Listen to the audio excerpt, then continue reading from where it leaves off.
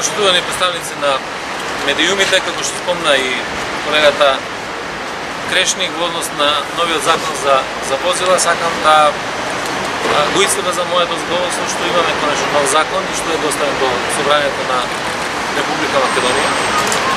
Ние на почетокот на мандатот, јас лично како министер, отворив многу прашања со здруженијата кои што работат во одредени области, се поврзани со Министерството за внатрешни работи, прашања кои што представуваат проблем и за нив како здруженија, проблеми за државата генерално, имајќи во предвид и многобројните проблеми кои што се јавуваат во сообраќајот. Работевме заедно со Сдруженијето на автотакси превозници, со Министерството за економија, работевме заедно и со градот Скопје во концепирањето на новиот текст на законот. Неколку важни работи се покрај сообраќајниот проблем кој што го имаме, се третира и проблемот од аспект на екологија. Прво заради тоа што не само што се воведат нови налепници кои што ќе бидат еколошки, кои што ќе означуваат колкава емисија на штетни гасови се произведува, дали се тоа со црвена, жолта или зелена боја, туку ќе се формираат и зони во кои што ќе може да се движат овие автомобили зависно од загадувањето од една страна, од друга страна се дава поголема обврска и во делот на вршењето на техничките прегледи на возилата за овој дел на емисија на штетни гасови. Второ, многу значајно за граѓаните е тоа што ја укинуваме налепницата за регистрирано возило, која што беше до сега како обврска и која што представуваше финансиски издаток по 1 евро за секој еден возач, односно за секое регистрирано возило, а во суштина таквата налепница немаше никаква улога, освен тоа дека беше на видливо место на возилото. Значи ние и покрај тоа што имаше налепница, мора да биде контролирана сообраќајната дозвола на возилото. И секако, она за што најмногу ние како МВР се залагавме, покрај овие работи кои што ги презентираше колегата во делот на субвенциите на хибридните возила, на еколошките возила, електричните и така натаму, за нас беше многу важно да се регулира една сфера од општественото живење, а тоа е автотакси превоз.